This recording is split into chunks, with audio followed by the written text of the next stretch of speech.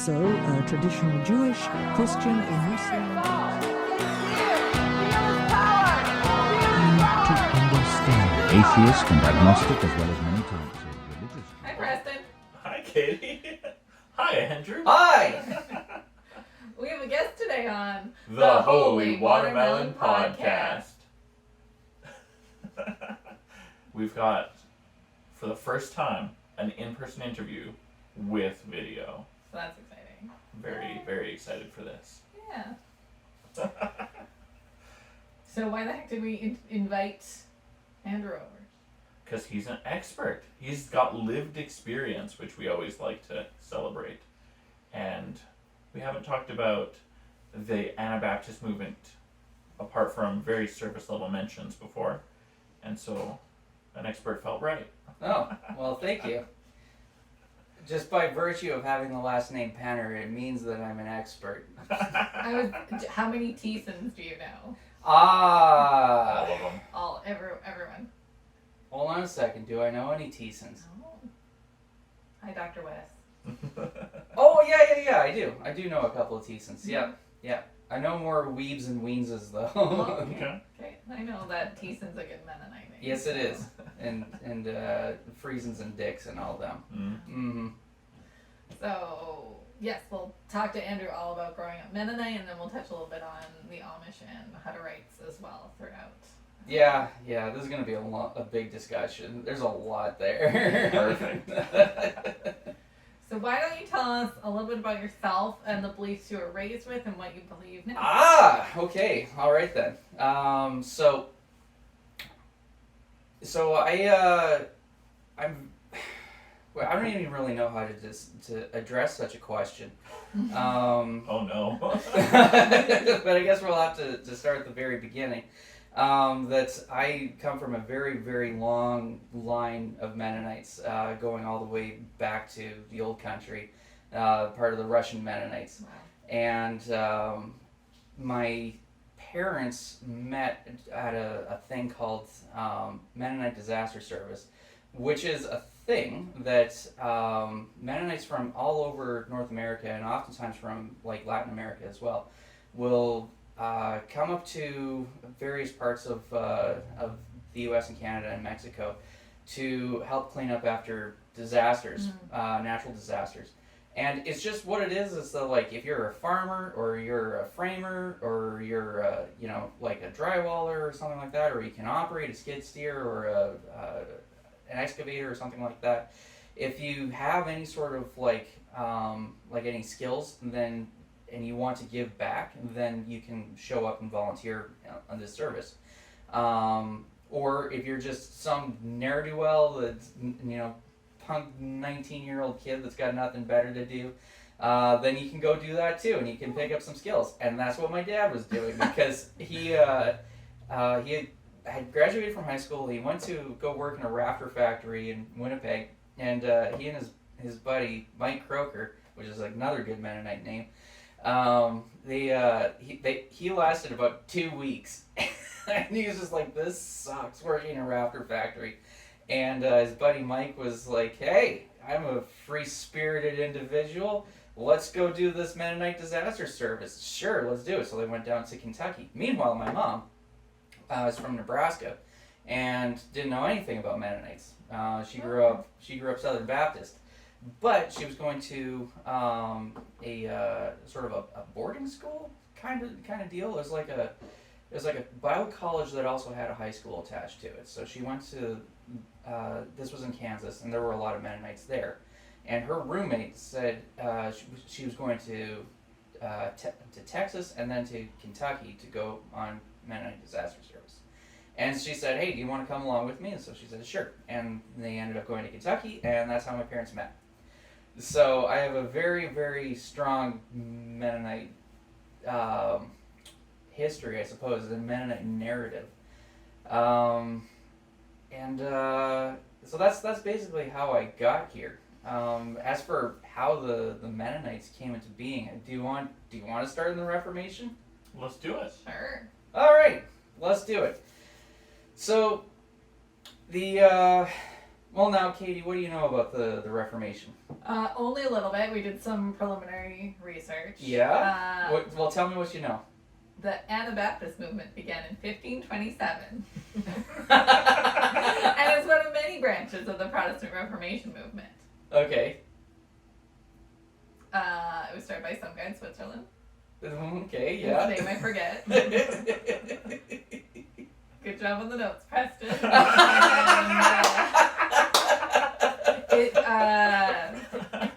I did add some general notes on Anabaptists, but you're right, I didn't make specific notes on the and Mennonites. there's the 1527 Schleitheim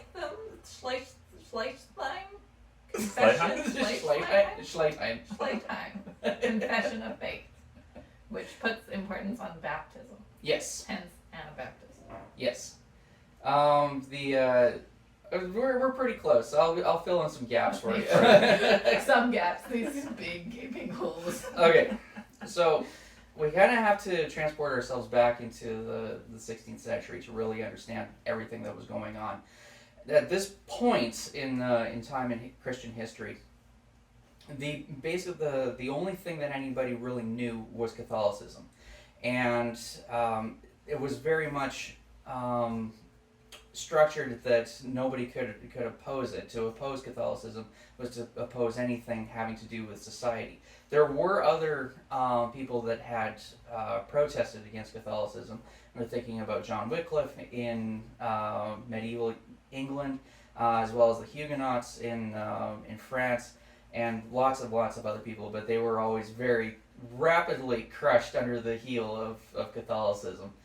And then Martin Luther comes up with his idea of posting his 95 Theses to the door of the chapel in Wittenberg. And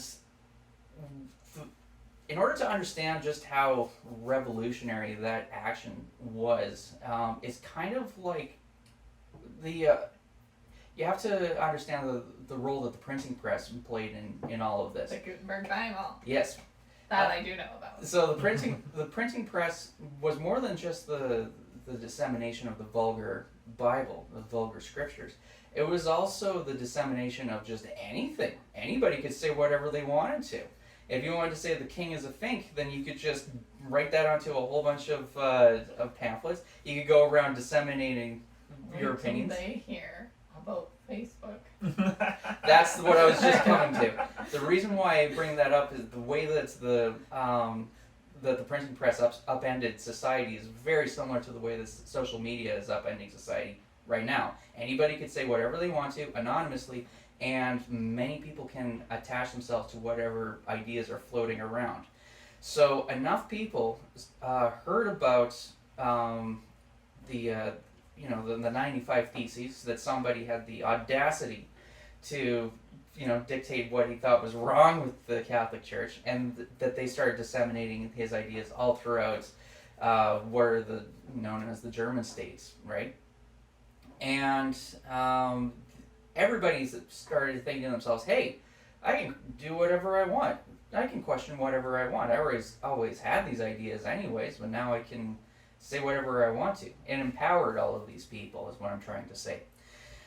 And some people thought that Martin Luther didn't go far enough. Now, one thing that we have to understand is that Martin Luther never intended to create his own church. He only wanted to reform the church as he saw it. And then obviously you can't do that. As soon as you start letting, laity, or even just like lowly parish priests start dictating the whims of Rome, you can't. Where do you stop? He should have waited until he had the papacy. Yeah, well, he was never going to work his way up to the papacy. So we couldn't have that. We had to get rid of that guy. And but at that point, the genie is already out of the bottle. Anybody can question and say whatever they want to. And there were lots of people that thought that his reforms didn't go far enough. And a lot of these people wanted to get back to the way that the church was initially. You find out that this is a common thing amongst splinter groups within Christianity. You're not going far enough. It's not that they're not going far enough. It's that they always claim that they have the latest and greatest. No, they want to get back to the original. Yeah. Everybody. We talked about this A little bit. A lot of times we talked about it. It's so funny listening to like Orthodox. I've got it right. It's so funny listening to Orthodox and Catholic Christians bicker because they always claim that they have the original Christianity, and like in a sense you're not wrong. Neither of them are wrong, but like the way that it's evolved since then, neither of them are right either. I kind of want to jump in with a question while we're. Oh, sure. Because there's this one that's actually quite relevant to what you're talking about. So, I once had, and maybe this turns into a debate. I once had someone tell me that Mormonism is made up because Joseph Smith, or is it real because Joseph Smith just made it up, and they were raised Mennonite, and I was like, but Menno Simons or Menno Simons and Jakob Hutterite, like they just made it up too, right? Debate. Mormon versus Mennonite. Friday Night Fight Night. All of the people that you've listed believed in a thing that they've received from their interpretation of things that they were already experiencing and learning. It's not so much a they made it up kind of business. Not only that, but like particularly with Menno Simons, he didn't want to lead anything. A lot of the things about these names that are attached to certain groups is that they often start as sort of like epithets. Excuse me, like sort of nicknames, often derogatory nicknames that are just get attached to these groups. Like Christian. Like That's Christian. how that started. So just to clarify for our listeners, Menno Simons started the Mennonites and Jakob Hutter started the Hutterites. Yeah. Spoiler alert! History that goes back Yeah, it's hundreds only of 15 years. yeah. I was ramping up to that. Sorry. Give us the story. Yeah, get there. Oh, I lost my train of thought now. Oh no. We're talking about Martin Luther Yep. riffing off. Oh yeah. Okay. So everyone thinks they're right. So every Christian denomination that comes along that wants to like innovate within the Christian tradition, they always say that they're trying to get back to the original church, the way that the early church started. And so in the case of the Anabaptists, they all every single one of them, and there's so many different kinds of Anabaptists. They came and went and are still around to this day. They all said, we want to get back to the way that the early church was. So one of the things that the early church was doing was believers' baptism. They weren't going around baptizing babies. They were baptizing people that wanted to be baptized. So that's going to be the main stipulation of this, is that only people, consenting adults, are allowed to be baptized. And this is actually like completely independent of the Anabaptist movement that happened in England, which is what gave us the Baptist Church. So those two are like sort of parallel movements. But we're not talking about them. We're going to be talking about the Central European Anabaptists. And another aspect of the Anabaptist movement was plain meeting houses. So there was obviously you've seen cathedrals and like churches all throughout Europe, not even outside of Europe, all through Latin America and even here in North America. I was at St. Basil's this week. Oh That's a yeah, big one. yeah. So Anabaptists said we can't have none of that. We get rid of it. All the statues, that's all idolatry. So we, in our previous episode, we talked a little bit about the Puritan movement Mhm. and how they felt very similarly about all this ostentatious nonsense. They didn't like any of it. Did you use But- the word iconoclasm? No. No, but that's a good word. For the Puritans, it was in the biggest way. It was more of a pushing away everything that looked like Catholicism Mm-hmm. out of the Church of England, or in their, that was their mission anyway. And this does feel a little bit different while still similar, Yeah, and maybe better informed. the Anabaptists went significantly farther, though. There was a fella that was a part of the movement, and he very famously broke the altar, or the organ in the local parish church, Wow. which What a is dick. That's expensive stuff. Yeah. extremely expensive stuff. And the kicker was that he was a very accomplished organist as well. Wow. Cool. So- So he knew what he was up to. His name was Ulrich Zwingli. And Good Mennonite name. joking. It's- I don't know. It's not. He comes along before the Mennonites come along. So yeah, just to clarify, so there's the umbrella term of Anabaptists, and there's a whole bunch of different groups within the umbrella term of Anabaptist. And we're not discussing those yet. We're still talking about the Anabaptists.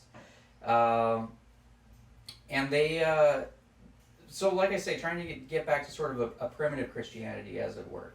As a matter of fact, some of them would even argue that we shouldn't have church buildings at all. A barn was good enough for our Savior to be born in, so we should meet in barns.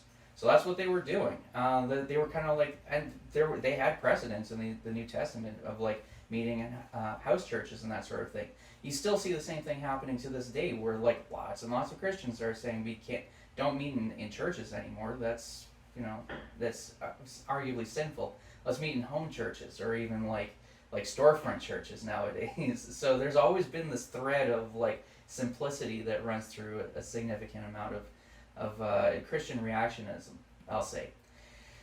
And then but that also led to like a lot of their ritual as well. So a major facet of the Anabaptist movement was, so Catholicism has their transubstantiation. Luther comes along and he says, get rid of that. That's obvious magical nonsense. So we've got consubstantiation. There's still significance in the host, but it's not the literal body and blood of Christ. But there is still sort of somewhat mystic significance behind it. And then the Anabaptists come along and say, no, there's no significance to it at all. It's entirely like symbolic. We should do an episode about the Jesus movement in the 70s. That was a very interesting time in Christian history. Sure. But the Jesus people took a whole lot of inspiration from the Anabaptist movement, because a lot of them were Anabaptists. And so they were the ones that were saying things like, this is back in the 1970s, we don't need to have like specifically bread and wine, or bread and grape juice. You could just use like Doritos and a Slurpee. If you really wanted to, just use whatever is available. I had a university professor do that. Sure. Chips and a Coke. Yeah.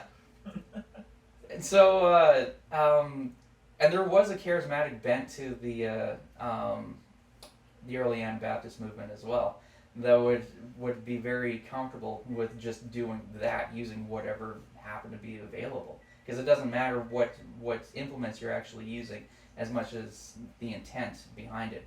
And I was very much raised with that in church, and still to this day. Not the chips and Slurpee parts so much, but certainly like the bread. Like you just go out to the dollar store, or not the dollar store, go to the grocery store, grab yourself some bread, cut that into cubes. It doesn't matter if it's whole wheat or white or whatever. Doesn't matter. And then get some grape juice. You want grape juice because we're going to be offering this to children, right? Anybody that wants it. So, like, it doesn't matter if it's alcoholized or not, essentially. Mm-hmm. But what it matters is the intention behind it. As long as you treat it with solemnity and reverence, then that's the only thing that matters. So those are all very significant aspects. Oh, I forgot one more thing. Pacifism. Pacifism is huge for Mennonites, and has been for the last 500 years. Now, we have to stipulate that there is a difference between the way that pacifism manifested itself in the Reformation than what it does now.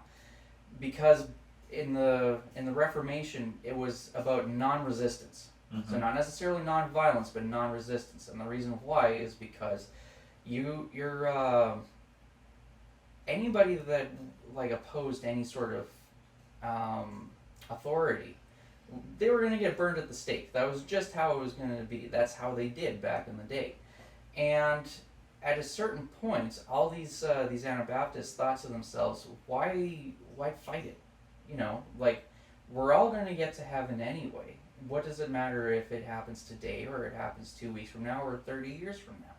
So if I would rather die for my beliefs than to continue to fight for them.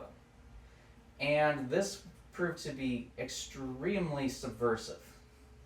because I don't know if you've ever listened to the Hardcore History episode about public execution. It's really good. It's heavy though. It's 5 hours. You're just like, oh God, just listening to these poor people getting murdered on a regular basis. But public execution held a very significant. It performed a significant task in society in the time, which was a sort of catharsis. So you bring your heretic out and you say, "Do you repent of your heresy?" And everybody is leaning expectantly, waiting for the response. And the response that everybody is hoping is that they say, "Yes, I recant." Not necessarily because it's going to save them from execution, but because it means that their soul is going to get directly transported to heaven. And everybody can walk away and say, "Oh, that was a fine execution because they made it. Their eternal salvation is actually restored. That's good." Meanwhile, the Anabaptists refused to recant, and as such, the process, the ritual of execution, was lost all of its meaning. So the Anabaptists were almost thrilled to be getting executed because it meant that they'd be meeting their Savior faster. But the rest of society, it kind of left them hollow. What are we even doing this for if we're not, helping these people get to heaven? So the authorities kept persecuting these people and trying to to execute them as frequently as they could. Yet the societal consensus was they never attained that catharsis. And I wish that I was able to procure one, but there is a great big thick book that has been a major facet of Mennonite culture called the Martyr's Mirror. So much so that it was kind of presented as a wedding present to most brand new couples. Wow. Yeah, and what it is, and I wish that I had a copy of it, but it's a great big thick book that has a whole bunch of stories of all of these people that have been martyred for their faith, along with just the most god-awful wood carvings of people getting put into thumb screws and being flogged, hanging from their toenails and stuff like that. It's just awful. Congratulations on your marriage.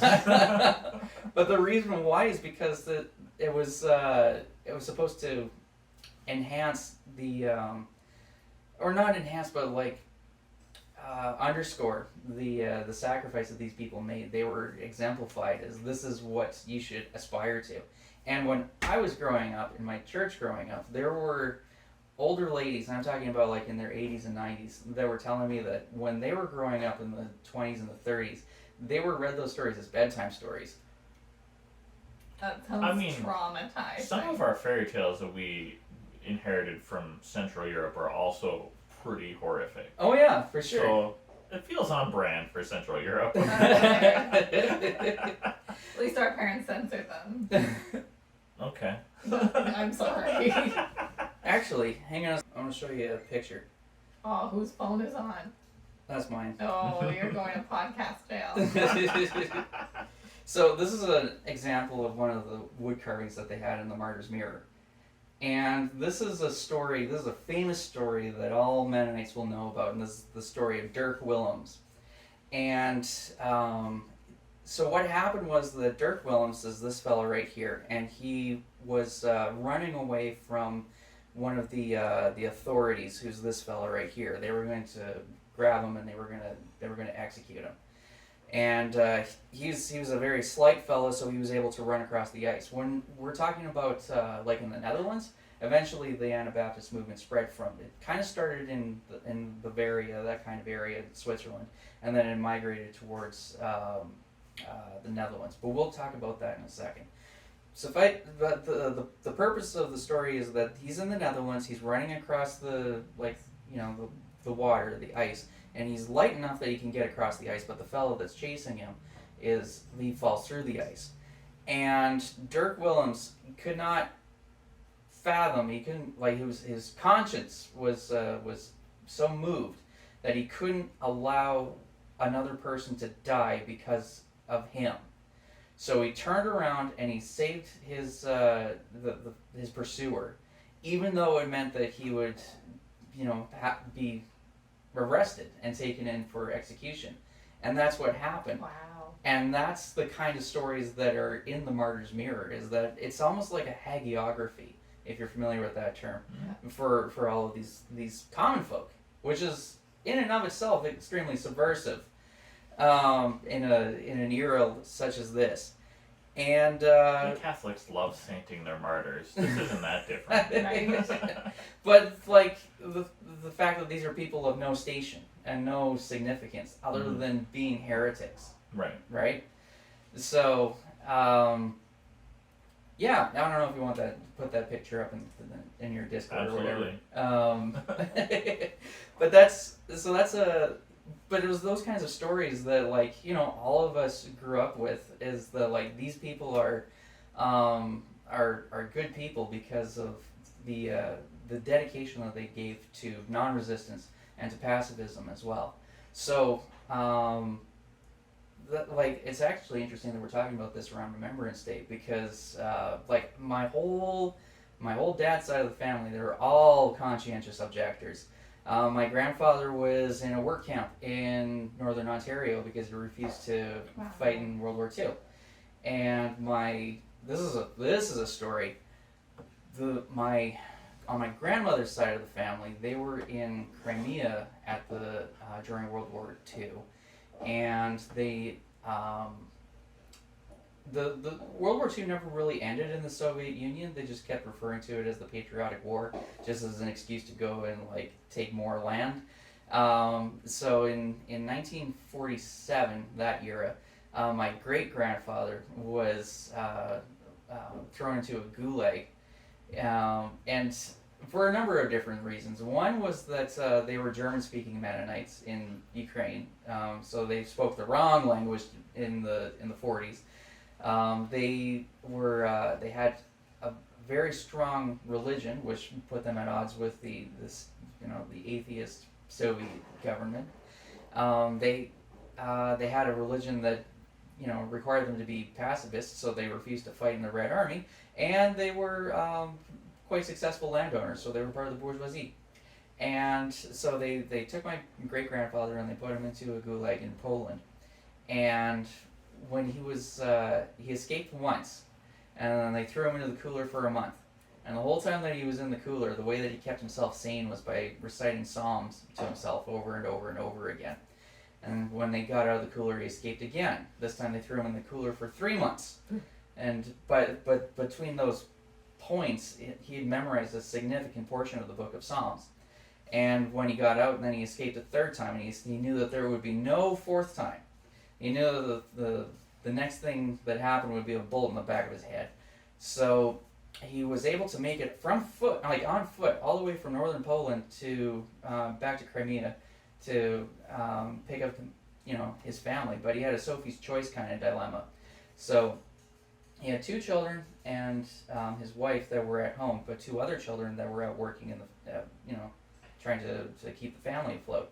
And he didn't have enough time to wait for those other 2 to get back from work, so he scooped up the family that was at home and made it to the Netherlands, and then from the Netherlands made it to Halifax. And he never saw those other 2 ever again. Wow. Yeah. So I still have family in Mariupol. Cool. Yeah. So a little bit concerned about them right now. Sure. Yeah. But my father, he ended up reaching out to those relations a couple of years ago before this whole thing went down. Yeah. Yeah. So your grandfather was obviously one of the kids that was scooped up. Well, my grandmother was. That's a cool story. Yeah, and her last name was Entz, so that's another good Mennonite name. So the reason why, circling back to what I wanted to talk about before, so you can tell the difference between Swiss Mennonites and Dutch Mennonites, or lowland Mennonites, I should say. One way of telling is their last names. So Swiss Mennonites have names like Weaver and sort of like Yoder, what we might classify as sort of Amish sounding names. Meanwhile, lowland Mennonites, those are the ones that ended up becoming Russian Mennonites. They have names like Penner and Thiessen and Friesen and Phrase and Tabes and stuff like that. And that also determines sort of your, like what style of Mennonite you are. So we have to back up a little bit. When in the umbrella of the Anabaptist umbrella, there's factions that happened because this is a very acephalous sort of movement that's being sort of led by propaganda, not propaganda, but pamphlets. Like propaganda. I mean, not all propaganda's bad. It's basically tweets, is what it is. Anonymous tweets, and Does it count as anonymous if it says "meet under the bridge" at 3 o'clock on Sunday? well, it doesn't have a name attached to it, so that makes it anonymous. Just show up and find out. Okay. That sounds dangerous. Stranger danger.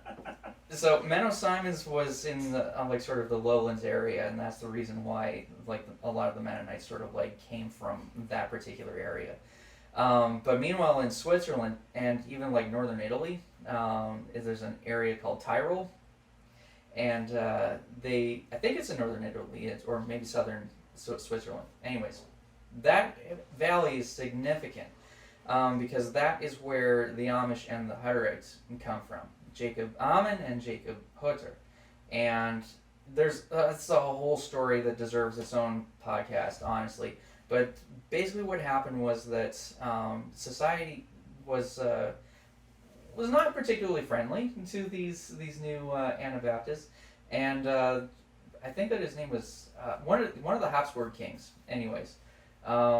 Really wanted to get rid of these Anabaptists, and so they had to figure out how do we relate to society from now on. And Jakob Amman basically said, well, this printing press, this is bad news. We just need to not engage with it. And I totally get where he's coming from. I'm in the same state right now with social media, where I've deleted basically all of my social media because it's just awful. Look at what it's doing to like books, right? I do love books. Okay. And you like our Discord. Join us on Discord. I do have a tendency to hang out on your Discord. No, so the Jakob Amman basically said, we can still engage with society because we still like our neighbors, or at least the ones that we do like. But this technology, this is no good. So society good, technology bad, and that's kind of like how the Amish came to be. Meanwhile, Jakob Hutter said, well, technology's not necessarily bad. I mean, like, this seed drill is a pretty neat invention. This, yeah. Yeah. But society is, that's for the birds. They can get stuffed. We don't want society. So we're just going to form our own societies, and it says in the New Testament, in the second chapter of Acts, that they shared what goods that they had amongst themselves. So we're just going to live like they did in the New Testament in the early church, and just share everything communally.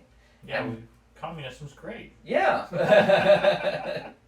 People don't understand me when I say this, but like a Hutterite colony is communism in its perfect form. I put that in our notes. Yeah. It is the perfect example of functional communism. And they've been functioning for the last 500 years. Yeah. So anybody that says that communism doesn't work, just look at the Hutterites. That's been working for 500 years. I think part of it is that colony size is quite small. Mm-hmm. Well, Keeps on the dropping. grand scale, communism is exactly as good as capitalism so far.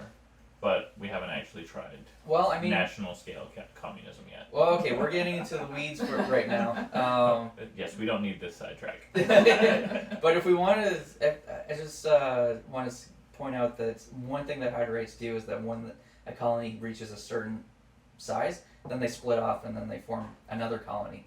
And as a result, the Alberta government has had to cap the amount of land that they are allowed to own. Otherwise, they own this whole province. Yeah. I imagine that they're doing the same thing in Saskatchewan as well. They also live tax free. Because church. Because church. Mm-hmm. So,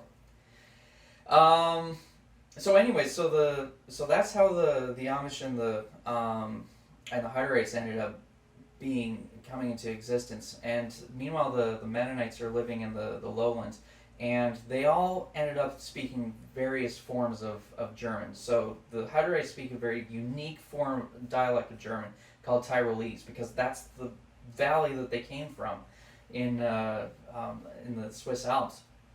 And the Mennonites ended up speaking depending on where your family is from, ended up speaking a different kind of German. So my grandmother in Crimea, she spoke High German, which is the normal colloquial German that they speak in Germany to this day. Meanwhile, my grandfather, whom she married, ended up speaking Plotich, which is kind of a hybrid language, sort of a Creole maybe, between Dutch and German. And that's the language that all the Mexican Mennonites speak. We got to talk about Mexican Mennonites. Yeah. Okay, so we'll get there. When the Mennonites were being formed, and the reason why they're called the Mennonites is because the guy that was like he'd written a little bit, but he was really not as involved in the movement as like Martin Luther was, who created his everything everything that's that we can functionally call reformed came from Martin Luther. Menno Simons didn't really have a whole lot to do with that. It's just that they needed somebody to head this new organization, and he reluctantly stepped into that position. And then everybody started referring to as these Anabaptists as Mennonites. Catherine the Great, she's going around, That's the one that liked horses. I was literally about to say that. Allegedly. Regular old Mr. Hands. Just like Letterkenny and the ostrich. Sorry. Allegedly. Catherine the Great, who supposedly enjoyed horses, was also instrumental in helping the Mennonites to emigrate out of the Netherlands, because she was conquering what would eventually become Ukraine, and she realized that the Crimea is an incredible food source. Like it's you can grow anything there. You can grow oranges, you can grow watermelons, you can grow. Watermelons will grow pretty much anywhere. Did you say watermelon? I did say watermelon. The universality of the fruit and the universality of our podcast are not a coincidence. Well, you can't grow watermelons here. Sure you can. Yeah, you can. What? I've never seen such a thing. Yeah. I've never seen. No. Yes. Really? Yeah. Yes. Well, grow some watermelons I next will. year. Do it. We'll try. Okay. Do it. I've grown No, my pumpkins. granddad grew them up in Saskatchewan, about the same latitude. Really? Yeah. Oh, okay. All right. Our latitude's not a whole lot different from Crimea, is It's it? not. It's If not. I water it with holy water. That will help. Okay. A significant feature of Crimea, though, is the fact that it's a peninsula, so it has a very Got temperate a lot of climate. water, too. They got a lot of water, and they have really rich black soil, like what you get around here. So that it is similar, but it's So it sounds different. kind of like we should grow watermelons here. Yeah, try it. Go ahead. But you can't grow oranges here, Fair. and you can grow oranges in Oranges Crimea. are hard to grow. Yeah. So anyways, Catherine the Great was trying to resettle, I suppose, like what would later become Ukraine. And she needed somebody that wasn't going to create any problems for her. And she found out about these pacifist peasant farmers in Friesland, and she thought, hey, these guys would be perfect. So come on over here and just settle this territory for me. And it turned out to be a very popular move. But then, of course, the Soviet Union happened, and all of these people needed to get out of there, which is the reason why my family is in Canada. But there were lots of other people that came to Canada or came to other parts of North America, and they realized, this isn't as great as Brr. yeah, this isn't as great as Crimea. So they ended up migrating because they still had friends and family in Canada, but there was it was a lot warmer in Mexico. So they started migrating back and forth between Mexico and Canada, and they still do to this day. And those are the Mexican Mennonites. Now, this label Mexican Mennonites, is it only because of where they've settled, or are they sufficiently Hispanic? Oh, I see what you're asking. It is what we refer to as Mexican Mennonites are entirely Russian Mennonites that have settled relocated to Mexico, specifically in Chihuahua, but also in Bolivia, also in like Argentina and Paraguay, and like All over the place. Okay. Okay. But when I was growing up, when I was in my teen years, that was when my dad became a pastor. It was in my teen years, and there were a couple of people that were starting churches in Medicine Hat, and they were all from like Nicaragua and Colombia and places like that, and they said, "We're Mennonites," and we're just like, "You don't look like Mennonites." What's going on? And we come to realize that what happened was that there were a lot of Hispanic converts to the Mennonite tradition, specifically because you think about what was going on in Nicaragua and Colombia and Ecuador and El Salvador and all those places in the 70s and 80s. Bad times. So when you're surrounded by death and devastation all the time, the idea of pacifism becomes so much more attractive. So all of these people would be moving up to Canada, and they settled in places like Chestermere and Medicine Hat, and they ended up forming Mennonite churches, Spanish-speaking Mennonite churches, and they needed some sort of like institutional support, so they ended up joining with our specific conference. So I ended up going to a lot of Spanish services, and it was neat. And one of the pastors in Medicine Hat, he's actually an ex-Sandinista. And so he had like shrapnel left over in his body and stuff like that. He was an interesting dude, is all I'm going to say. I believe that. I have questions on how worldly Mennonites are. So, like, the Amish are very removed. The Hutterites are quite removed. Sure. But, like, Actually, Mennonites feel like they don't remove themselves at all. The most experience that I have with Anabaptists is going to, especially like, it's all basically going to be conservative or old order Mennonites, of which I know quite a few. I bet. Yeah.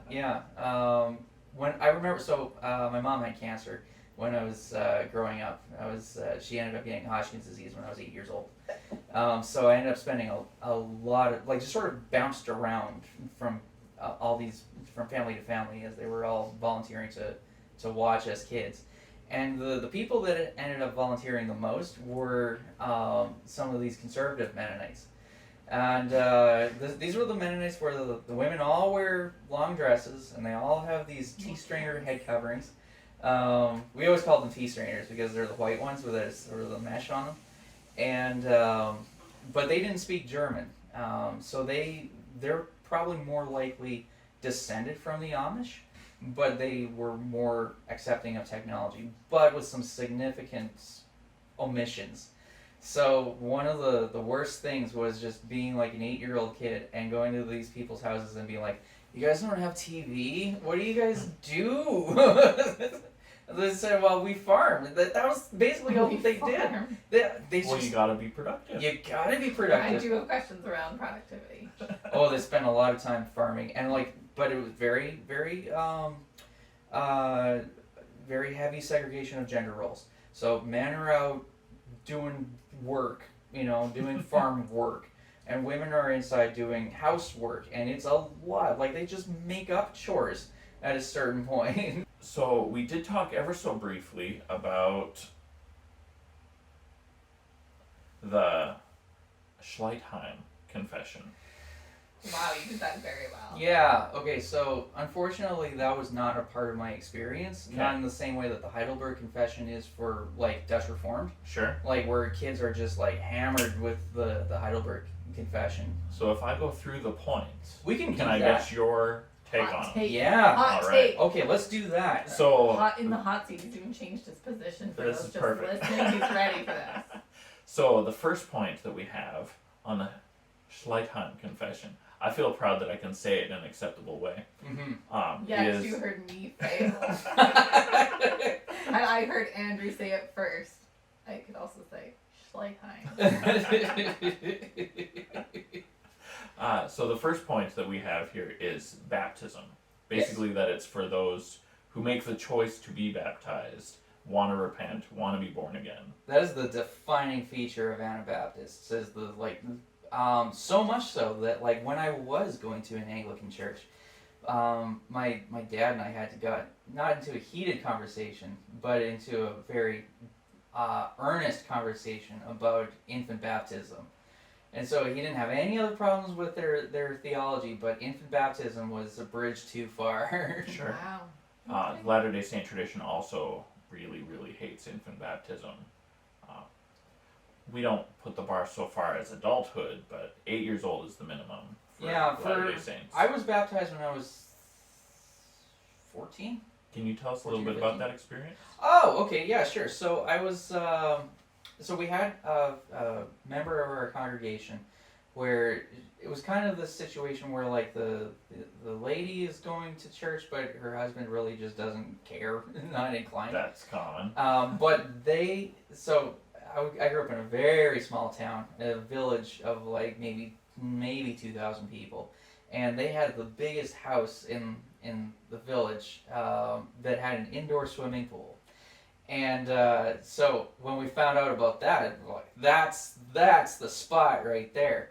And I'm really glad that it was, because traditionally you get baptized in, like, open water, so like in a river or a lake. Yeah, right. So I would definitely opt for the swimming pool. Sure. So that's what we did. It was after church one day after the service was properly concluded. We all walked, and it was a nice spring afternoon. All walked over to this person's house, and they had enough space, because it's a pretty big house, and enough space all the way around the pool deck that everybody could stand. And then my dad was the one that baptized me. Aw, Mm-hmm. that's Cool. nice. That's Yeah. special. So it's I was late. Okay, maybe I was closer. Oh no! I was actually driving age, because we had these classes that we had to go to that were led by my dad to sort of like go through like very basic Christian doctrine, and especially basic Mennonite doctrine, to sort of explain why we're different from other Christians and why we believe the things that we believe. And so I would have been like 16 or 17 then at that point. And I was late by, like, especially by evangelical standards, because when you get into like some of the more Pentecostal branches of Christianity, they're baptizing kids at like 8, 7, you know. But I wanted to make sure that I was like getting proper ready for it, and I didn't want to go into this thing half cocked, because we're talking about my soul, like, you know. For sure. If I can still squeak into heaven under the guise of innocence, then let's do that. Sure. I mean, fair, yeah. So, thinking back to previous discussion on Puritanism, there was a really heavy weight put on a conversion experience, and being this whole deal where you have to make the conscious choice to make this commitment rather than infant baptism. How important is a conversion experience in this entire Yes. framework? This is something that I sort of like stumbled upon in Bible college years later, but like there's no believer like a convert, right? Mm-hmm. And so the only way to really be a believer, to be a Christian, is to be a convert to your own religion. And like the people that I went to Bible college with, a lot of them would eventually go on to become Orthodox or Catholic even. And the reason why is because they made that conversion themselves. But I didn't realize that at the time when I was being baptized, because there is a part of the process is that you have to give your testimony. If you're familiar with such a concept, it's a story about how you became a Christian. And I remember going to like other churches where people are giving their testimonies, and they had like just harrowing, really exciting ones, right? Like, yeah, I was a drug addict in Vancouver, and then eventually I met somebody and he led me to the Lord, and I was, holy moly! When you're from this small farming town where you have no idea what drugs even look like. So I'm 16 years old and I have to give the story about how I became a Christian. It's just like, I'm boring, man. I haven't hardly lived. I got the exact same story as everybody else in this room. But it was more the performative part of the ritual, I suppose, that you had to like actually give your story, regardless of whether it was good or not, right? Mm-hmm. But you had to demonstrate to the rest of the congregation that this was your decision. You had a story where you, and the sort of the climax of the story is that the point where you came up with a conscious decision to actually become a follower of Christ. Okay. Yeah. I like that. Thanks. Yeah. All right. Point 2 Point 2. of the Schleitheim Confession. A church member should be excommunicated if unrepentant. That would have made a lot more sense when you have people actively persecuting you. This guy is dead weight. Get rid of him. Or, well, I see more utility if somebody is actively bringing people down. Oh, for sure. Say, some guy not at all worried about the whole don't worry about your neighbor's wife business, and is actively really seeking the attention of many of his neighbor's wives, Mm-hmm. causing all kinds of trouble. There's a fellow you need to get rid of. Mm-hmm. But, yes, The tricky business. the shunning thing is the thing that the Amish are most famous for. Sure. Right? They make jokes about it in the office all the time. Dwight talks about how his father shunned him from age 8 to like 10 or something like that.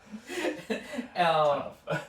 But that was never a thing in my community when I was growing up. I can't speak for the conservative Mennonites or even the Mexican Mennonites. I think that it might be a bigger thing for Hutterites, because you hear about runaway Hutterites all the time. Hutterites Yeah, not a runaway Hutterite is dead to the colony as far as I've observed. Unless, like, they can come back, but it's not easy. Yeah. And it's obviously harder the longer they've been away. Yeah. One thing I'd like to say about shunning is the one aspect of Amish culture that everybody's familiar with, which is Rumspringa. Mm-hmm. Yeah, everybody's familiar. Wait, you're not? I don't know what you just said. Oh. I know what Rumspringa is. I feel like I'm familiar with the idea if you explain it to me. Okay, so but I don't know that And word. our poor listeners. It's sort of a coming of age ceremony in the Amish where. Or where they run free and do the fun stuff and then see whether or not they come back? Exactly. Yeah, okay, yeah. So for the listeners at home, when you turn 18, you are cut free. You can do whatever you want. So all the stuff that you were jealous of all the other kids for, all the drinking and partying and everything like that, you take a year off. You do whatever you want out in the world. And if you like it, then stay out there. But never contact us again. Yeah, but if you don't like it, then we all welcome you with open arms. That's a brilliant piece of self-selection. It sure is. Because you go out there and not only that, you have none of the coping skills or mechanisms. So of course you're gonna hate it. Yeah. So you have to go back. Yeah. There was this is probably 15 years ago, there was a reality show called Amish in the City, and it followed, 10, 15, 18-year-old Amish kids on their Rumspringa. Okay. I'd say it's probably 50-50 who stayed and who left. Sounds probably But fair. it's a hard choice, right? Never stop talking to your family again. But exactly what we're talking about. Like, there's no believer like a convert, right? Mhm. So if you've gone out there, you've gotten a taste of what the world is like, and you still decide to come back, and then the reason why is because you made a conscious decision to come back. So you are now a convert to your own religion, your own lifestyle, right? Right. And they tend to wait until you're actually an adult to baptize you. So like probably after this event then. Ah, I didn't know that. Okay. I wrote average ages, actually.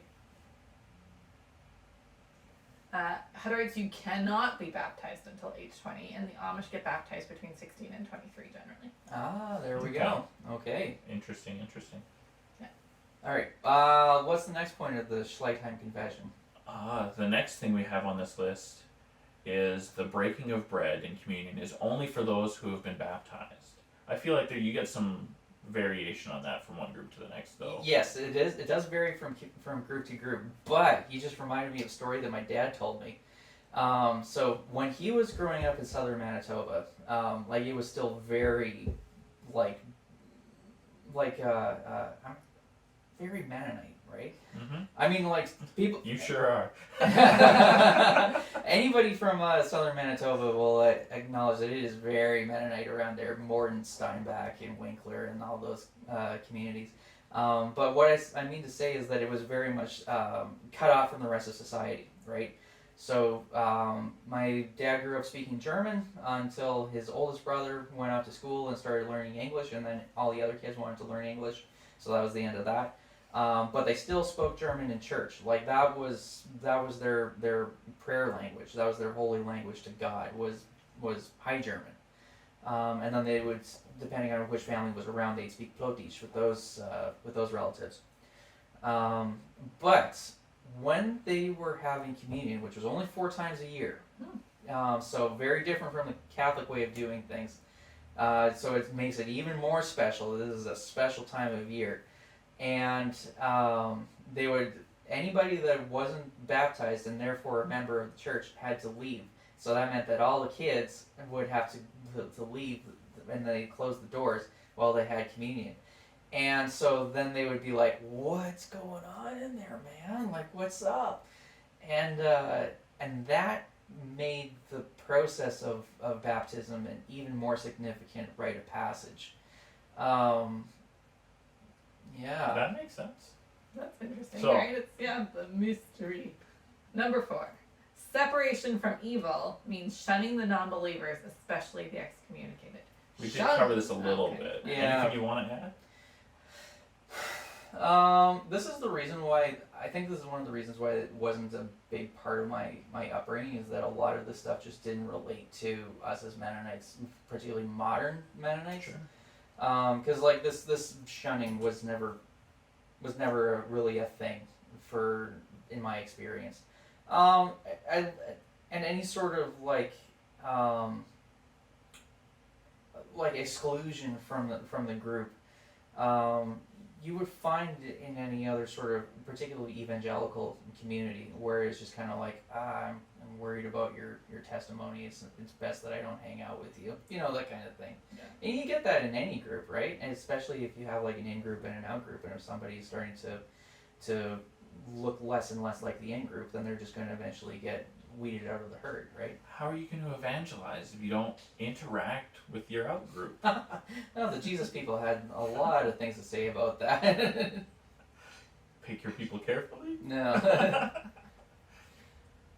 Alright. Alright, what's the next one? The next one is the way they deal with pastors, that they must lead by example and that they're accountable to their congregation. Absolutely. With your dad being a pastor. Maybe Yes. you can expand on that a little bit. Oh, okay. So this is very different from the way that a lot of other evangelical churches are run, where like the pastor is the head, right? Mm-hmm. And like he's kind of like there. That's the reason why there's a lot of like room for abuse within that kind of hierarchy, especially since there's nobody on top of him, no bishop or like even like conference leader or anything like that that's watching over him. But that's why you get stuff like Mars Hill and Hillsong and stuff like that, right?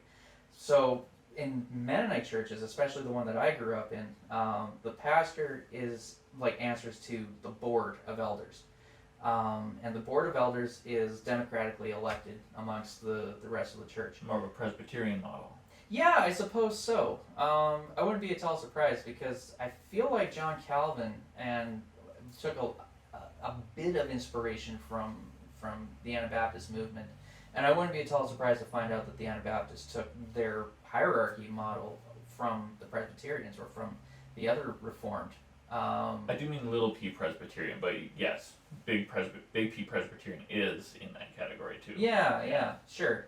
Well, now you got me. Presbyterian being ruled by elders, Okay, sure. rather than Episcopalian ruled by a bishop or an overseer. Ah, okay. I've heard these words for a very long time and it never dawned on me that. Now you know. Now So I they're know. not just denominations, they're Right. models They're of leadership. meaningful labels. Ah, okay. All right then.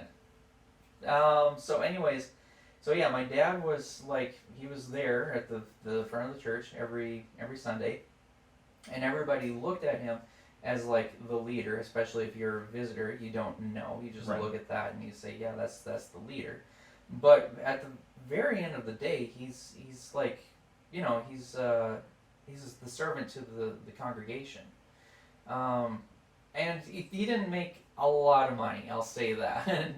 I knew a pastor recently that had a Mercedes Benz, and I thought to myself, you're either doing pastoring very, very well or very, very wrong. Yeah. Absolutely. Yeah, we And don't it's- like mega church pastors here at the Holy Watermelon No. Podcast. 100%. Well, I come to find out that he received a very large inheritance, and that's the reason why he has a Mercedes. Fair enough. So maybe he's one of the good ones. I don't know. Do you want to carry on? Yeah. Sure. Absolute pacifism is the only acceptable path. No Christian should ever have political authority. That's Yes, interesting. absolutely. So Yeah, this there's confession no- is pretty extreme on this one. So there's never going to be a Mennonite prime minister. Now, you have politicians. Vic Taves was a prominent conservative politician. I don't know if he's still a member of Parliament right now.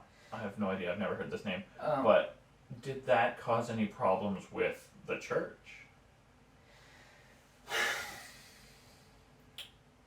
in which sense? Like in my church or No, just in general? yeah, Yeah. was there an uproar amongst Mennonites that there was a There's a well, I mean, like at a certain point, particularly in Manitoba, you can't throw a stone without hitting somebody with a Mennonite last name. So of course, all your politicians are going to have Mennonite last names, but there's a significant amount of Mennonites that refuse to engage with politics or even government. They refuse to engage with it as much as possible. Will they even vote? No. Oh wow. So they take the example of Jesus very literally when they say, render unto Caesar what is Caesar's, and render unto God what is God's. So my vote is for God.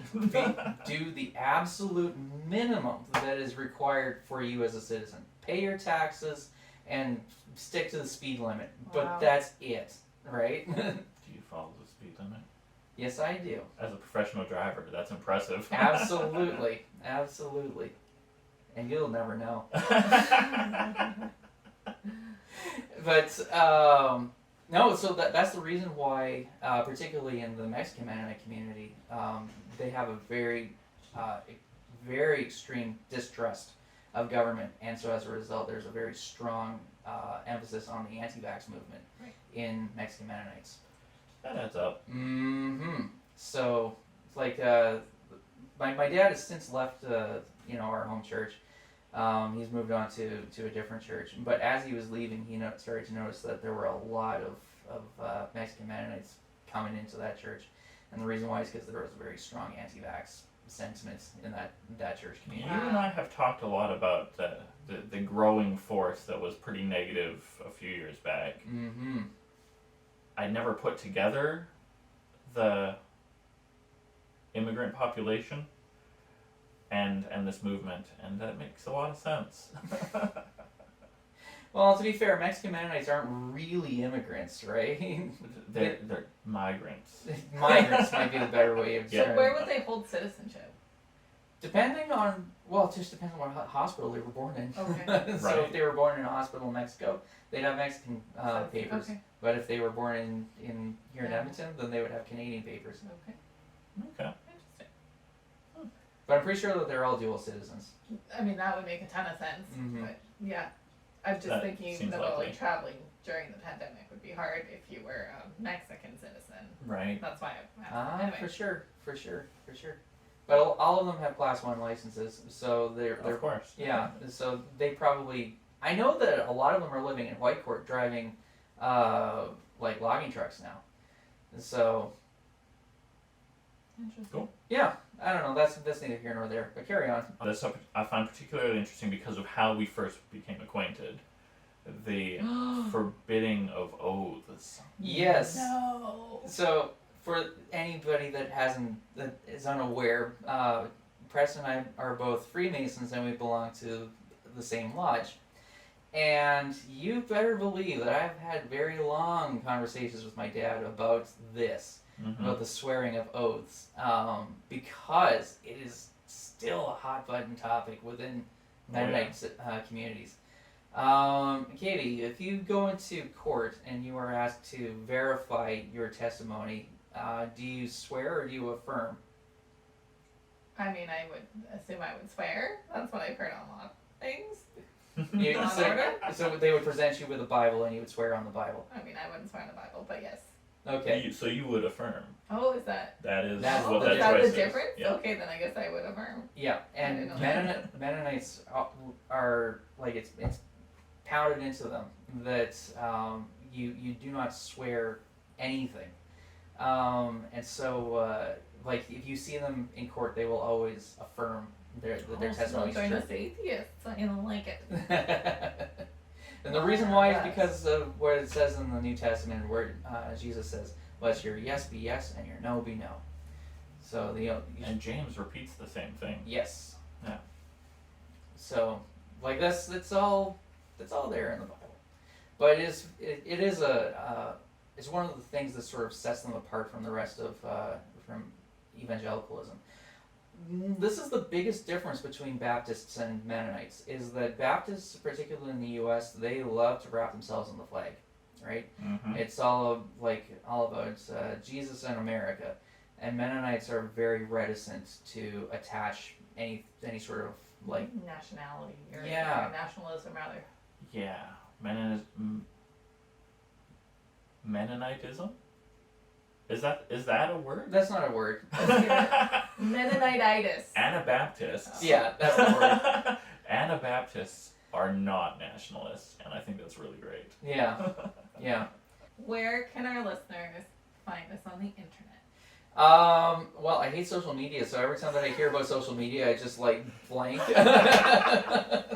But I know that you have Discord, Yes. and I assume that you have the usual ones, Facebook and Instagram. Yes. do. Very good. You haven't signed up for X? No. We it's- avoid that little bird. It And it's- sucks. I bet. It sucks. If someone wants to financially support our podcast, where can they find us? I'm guessing you have a Patreon. We Yes. do.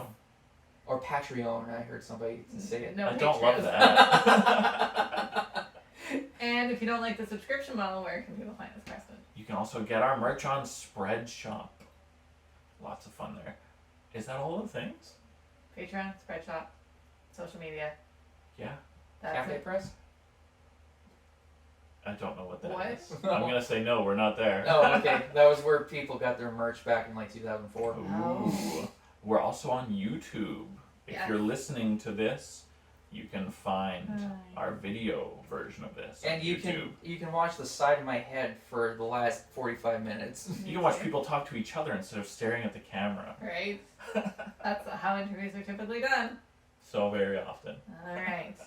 And with that, Peace be with you. And also with you. thank you. I love when our guests do that. Right. Salvation for By the late Middle Ages, the Christian prophecies had fulfilled itself. God is near.